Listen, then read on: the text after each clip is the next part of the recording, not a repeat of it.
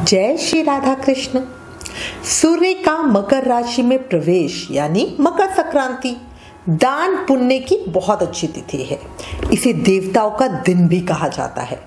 इसी दिन से सूर्य उत्तरायण हो जाते हैं। शास्त्रों में उत्तरायण के समय को देवताओं का दिन और दक्षिणायन को देवताओं की रात कहा गया है। मकर संक्रांति एक तरह से देवताओं की सुबह होती है। इस दिन स्नान, दान, जप, तप, श्राद्ध और कुछ भी अच्छे पुण्य काम करने का बहुत महत्व है। अब देखो, हमें ये तो पता है और ये सभी को जिनको भी नॉलेज है और नहीं है सबको पता है कि भाई मकर संक्रांति बहुत शुभ दिन है, इस दिन दान जरूर करना है। तो अभी ज्यादातर क्या कि हर कोई अच्छा कुछ करना ही चाहता है, तो इसीलिए चलो भाई ठीक है 500 रुपए के केले मंगा लिए। अब हम तैयारी हमने कर ली, ठीक है, बट इसके अलावा हमें और किस चीजों का ध्यान रखना है, ठीक है, क्योंकि इतना पुण्य वाला दिन है ना। इस दिन किए गए कोई भी एक छोटी गलती हमें बहुत बड़ा पाप देती है और छोटा सा अच्छा काम हमें बहुत ज्यादा पुण्य देता है। तो हमें इस चीज का ध्यान रखना है कि हम ज्यादा से ज्यादा अच्छे काम करें और गलती से भी कोई गलत काम नहीं करें, ठीक है। तो अब आज इस वीडियो में आपको मकर संक्रांति दान के नियम बताऊंगी, किन किन नियमों का हमें ध्यान रखना चाहिए, मकर संक्रांति पे क्या करें क्या ना करें, इसकी पूरी जानकारी दूंगी। जो भी चैनल पे नए हैं प्लीज सब्सक्राइब कीजिएगा और अगर वीडियो पसंद आए तो प्लीज लाइक कीजिएगा। देखो, सूर्य के मकर राशि में गोचर को मकर संक्रांति कहते हैं, ये तो पता ही है।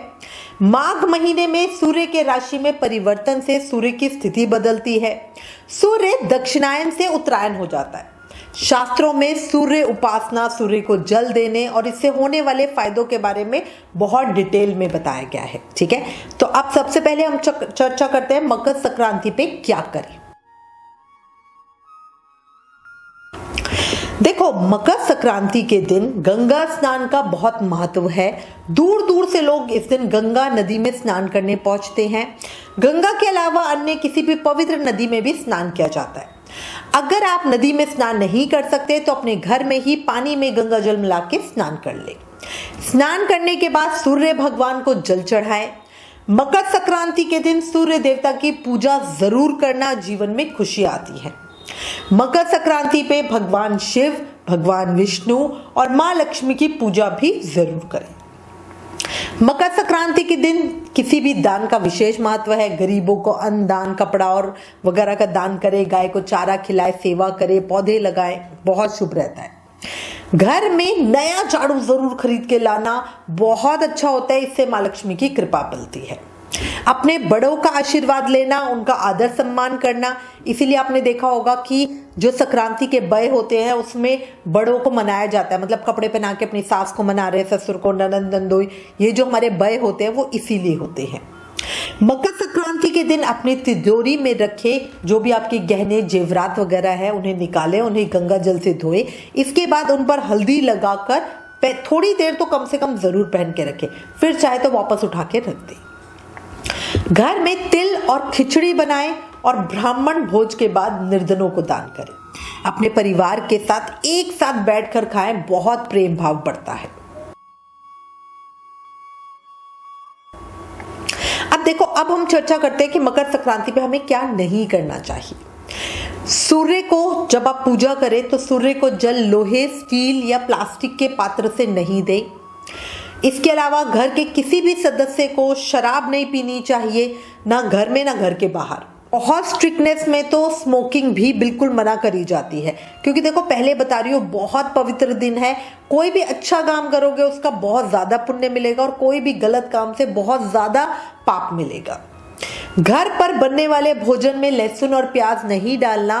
प्योर सात्विक खाना बनाएं, केवल खिचड़ी बनाए और वही खाएं। अच्छा, इसके अलावा एक और चीज ध्यान रखना, किचन में खाना मत खाना। लोग क्या करते हैं, खाना बना रहे होते हैं और वही खा लेते हैं, ये बहुत नेगेटिव आपको करता है, ठीक है। पूरे दिन नए या एकदम साफ कपड़े धारण करें, गंदे कपड़े बिल्कुल ना पहने। गंदे कपड़े का मतलब होता है, कई बार क्या होता है लोग क्या करते हैं, जैसे कहीं जा रहे हैं, कोई ड्रेस पहन के गए, वापस आए उतार के रख दी, फिर नेक्स्ट डे नहा के वही पहन ली, तो नहीं, वो बिल्कुल नहीं पहननी चाहिए, उससे नेगेटिविटी आती है। कोशिश करना झूठ नहीं बोलना, बार बार समझा रही हूं। ब्रह्मचर्य का पालन जरूर करना। किसी की चुगली बुराई वगैरह इन सब चीज़ों में मत पड़ना, गुस्सा मत करना, लड़ाई झगड़ा मत करना। ये देखो, ये काम हमें रोज़ों में नहीं करने चाहिए, पर जो विशेष दिन होते हैं ना उस दिन ज़्यादा ध्यान रखना।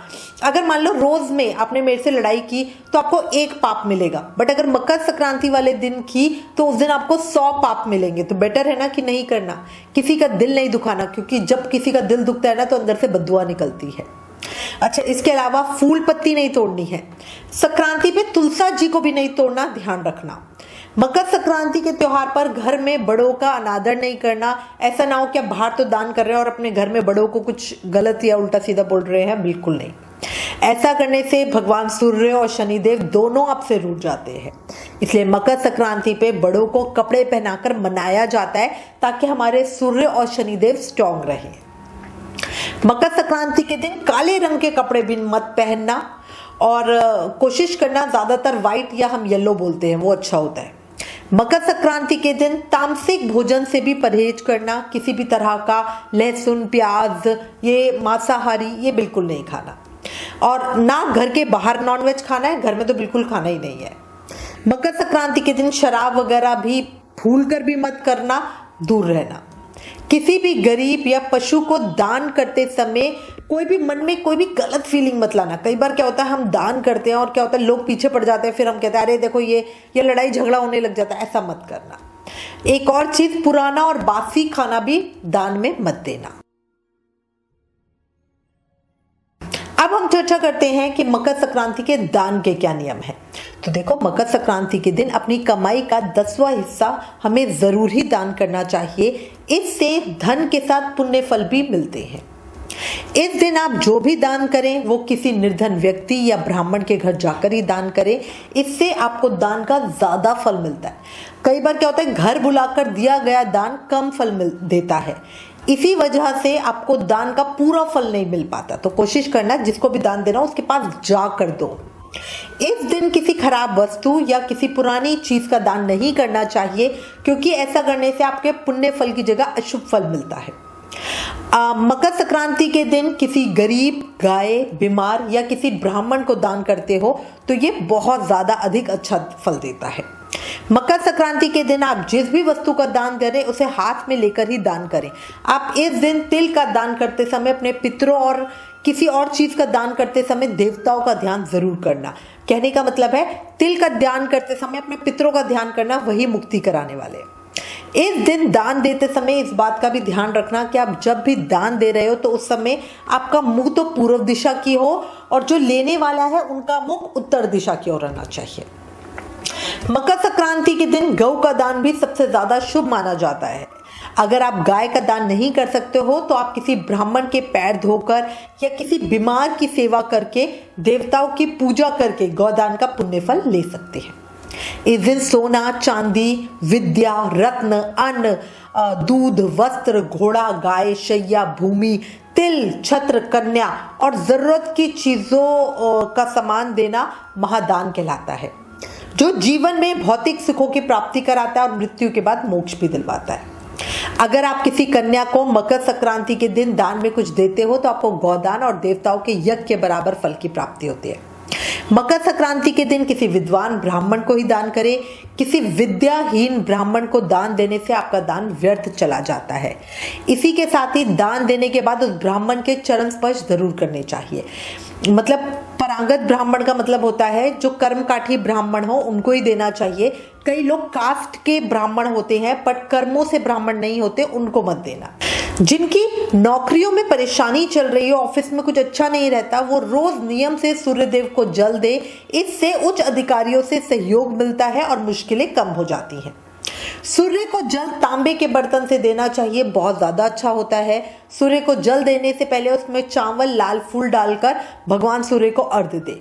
इससे कुंडली में सूर्य की शुभ स्थिति बनती है और समाज में मान सम्मान बढ़ता है। इसी के साथ मैं उम्मीद करती हूँ इस वीडियो में दी गई जानकारी आपके लिए उपयोगी होगी। इससे रिलेटेड अगर आपके पास कोई भी कमेंट्स या सजेशन है तो प्लीज हमें लिखें। ज्ञान बांटने से बढ़ता है, इसलिए इस वीडियो को ज्यादा से ज्यादा शेयर करें। Please like, share and subscribe. Thank you. जय श्री राधा कृष्ण।